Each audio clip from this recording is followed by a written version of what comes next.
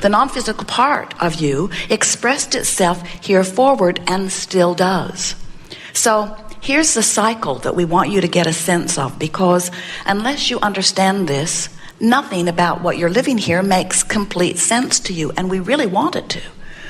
So the non-physical energy of you projected yourself into this physical body, and now in this physical body you explore your environment. And when you don't have enough of something you want it. When you see things that you like, you acknowledge that. When you see things that you don't like, you acknowledge that, and in doing so, acknowledge what you would prefer.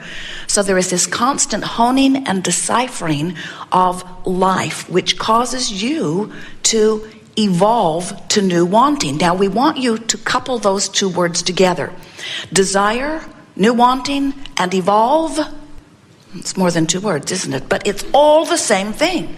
You evolve through the power of your desire. You become more. Now, this is the part that we really want you to hear. So the source became you, and then the you that you know as you achieved this new desire, and the source energy part of you became that new desire. Became the vibrational equivalent of that new desire. So we've written a book that has the best title that has ever been given to any book, anytime, anywhere, because it speaks about this cycle so powerfully. The title is Ask and It Is Given. Ask and it is. Ask and it is. And we would like to say something even more precise.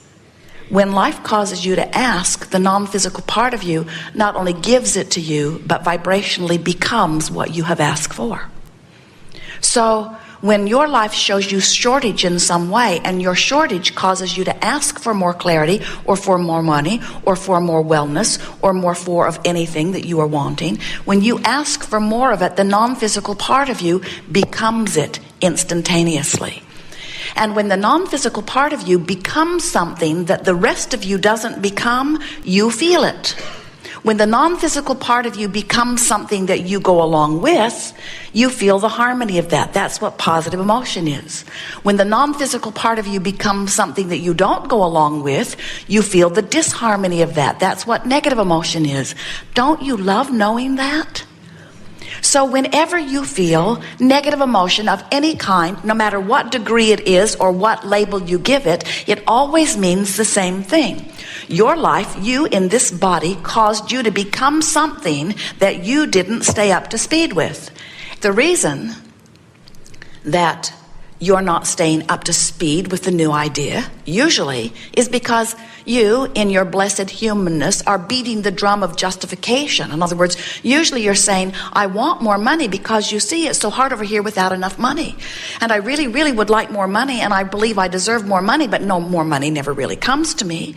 In fact, I hardly know anybody that has enough money, and the people that have enough money clearly don't deserve as much money as they have.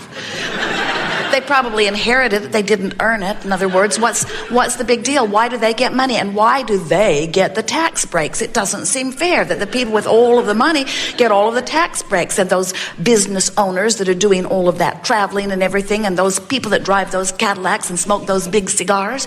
In other words, as you are feeling your lack of abundance, and in your feeling of justification about wanting it, you're beating the drum of that, you're not keeping up with the desire that you've asked for. So your source energy part of you is over here in your vibrational escrow, living the luxury and abundance that you have put there through your life, offering a vibration about it, and this is the most important part of all of this, offering a vibration about it and calling you eternally, incessantly, constantly calling you toward it.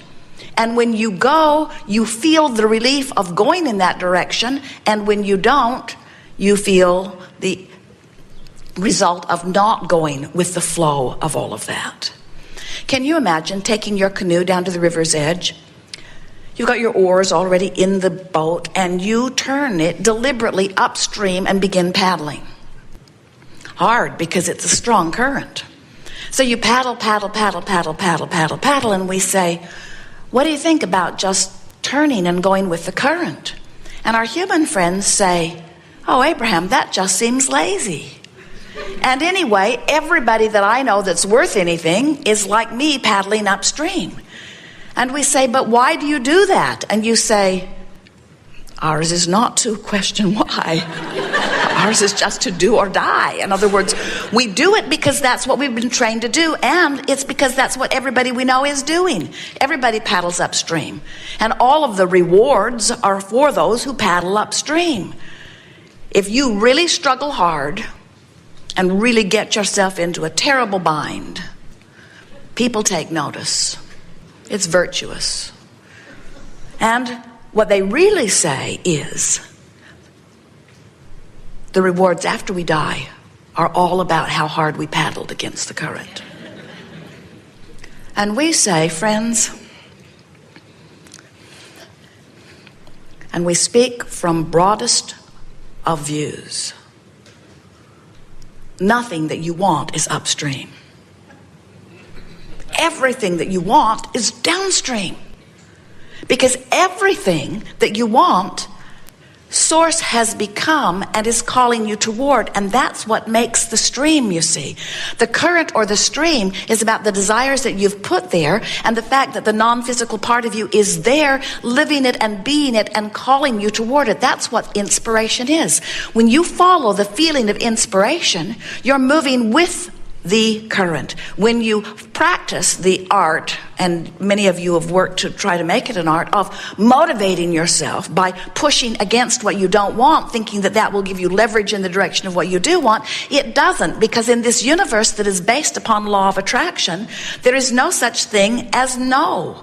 This is an inclusion-based universe, which means when you say yes to something, you include it in your vibration. And when you say no to something, you include it in your vibration. So every time you say no to something, you're paddling upstream. You're paddling against the current. It is only when you say yes to what you're wanting that you begin to turn and go with the flow. This idea of the flow, if you will get this in your mind, and you will begin to realize that there is this powerful current that is flowing, and that if you will relax and let yourself go with it. In fact, we want to say you don't even have to turn your boat around and paddle in the direction of your vibrational escrow and of your source energy and of all of the wonderful things that you've created. You don't have to paddle that way. Just stop paddling that way, and the current will turn you and take you. And when the current turns you, and you begin going with the flow, you will begin to feel immediate relief. And the thing that we so much want you to hear is that that turning point where you feel relief, no matter how intense the relief is or how soft it is, that feeling of relief is the thing that you want to be most aware of, because that's where your power point is. That's where all of your power is, really. Some of you have been listening to us for a while, and we describe this emotional scale, where on one end of it are the good feeling emotions, love and joy and passion, appreciation. And on the other end of it are the bad feeling emotions like fear and depression, and some of everything in between. And we want to say to you that when you are in this attitude that feels good, you are going with the flow. And when you are in this attitude that feels bad, you are not going with the flow. But we don't want you, from this emotional scale that we are laying out for you, we don't ever want to give you the impression that it is our desire for you today in this moment to turn from depression or fear and to turn your boat around and put a motor on it and go all the way over here to appreciation and love. Because that implies that we don't trust the current, and we do. We want you to just stop doing this, and when you stop doing this, the current will begin to carry you. And as it begins to carry you, don't take this the wrong way, but get it. As the current carries you, once you stop paddling upstream, and you feel the relief of that beginning to move in the direction of who you really are, that's as good as it can be for you right now. And that's got to be good enough. In other words, and not only does it got to be good enough, we don't mean to say that it isn't good enough in any way. We mean to say, that's it. That's all you got to do. Just stop doing that and the stream will take you this way. And once the stream begins to carry you, the stream is carrying you. Do you know what makes the stream go to the speed that it does for you anyway? It's the life you've lived and the things you've asked for. Every time you know what you don't want, you know what you do want, so you put it over there in vibrational escrow, and Source becomes it and calls it to you. So don't you think this is interesting? You and what you've lived is the reason that your stream is moving as it is. And you pushing against that or going in the wrong direction of it is what causes you to feel negative emotion. Are you beginning to feel the power of all of this?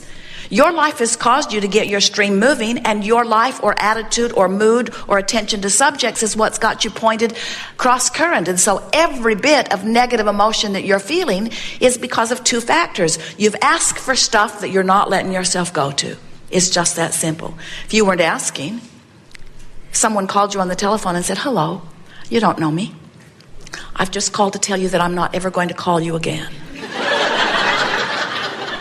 You would say, that's okay with me. You would not feel any negative emotion. There would be no paddling upstream. But if somebody who you really care about called you and said, I know we've had a long relationship and we go way, way, way, way back, and I know we've been living together for a long time, and your entitled financial well-being is tied to me, but I'm leaving. I'm never going to call you again. You would, most of you, not say, alrighty then. Most of you would feel strong negative emotion because something that you want is going one way and this conversation is taking you in opposition to it.